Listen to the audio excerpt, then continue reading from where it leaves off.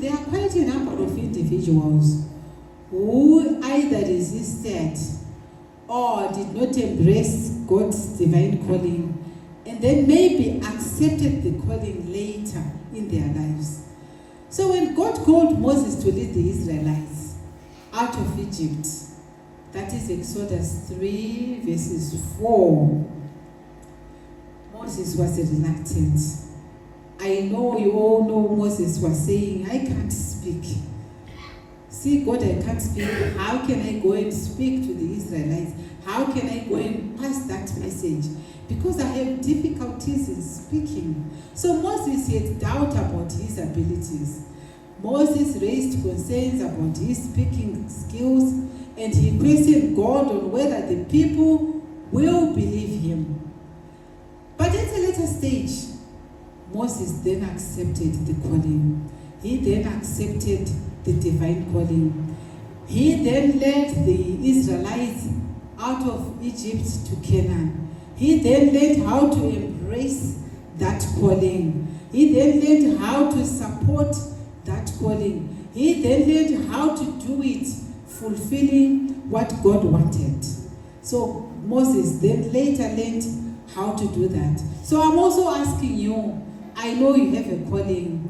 Are you continuously listening to God on how you should deal with that calling, on what you should do with that calling in this journey to heaven? Because later Moses did. He then led the Israelites out of Egypt. So we then see out of what Moses was doing, because he said no at first, no God, I can't do this. I can't speak properly. You need to send someone. I was seeing that there is fear of the unknown. I know most of you say, I can't stand in front of people. I can't do a sermon, Father. I can't sing in church. I can't enjoy the praise and worship because I have fear. And if we ask you, what is this fear about? It's fear of the unknown. It is fear of the unknown. It's normal to fear what lies ahead. Much like stepping into a new job without knowing any of the details. There is also doubt and insecurity.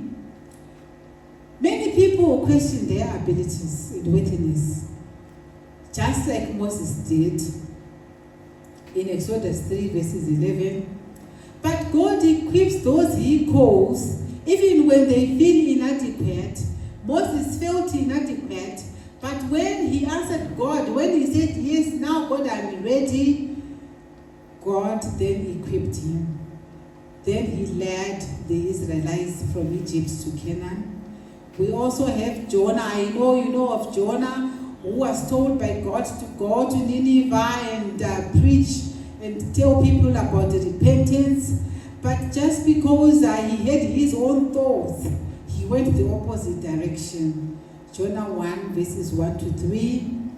But God then consistently called him. He persistently laid this message to him until God sent a fish that swallowed Jonah. That is how Jonah then decided to answer God's call. He then later said, yes, God, I am answering to that divine calling. Now I'm going to embrace it. I am going to Nineveh and I'm going to preach repentance. We also have Abraham in Genesis 12 verses 1 to 4. So Abraham is told to leave his family. He is told to leave his home, his land. He's told to leave everything and go to a new land that God had promised him. He was leaving a place that he knew. He was leaving his family that he loved. He was leaving land that he loved, he had sought for himself, to go somewhere where he didn't even know.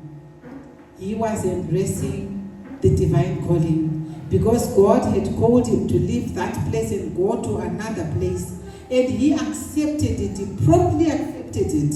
He didn't think about, what if it doesn't work out? What if the land is not good? What about my family? Why am I leaving my family behind? He just knew that God will equip me. He had all the faith and trust in God's plan.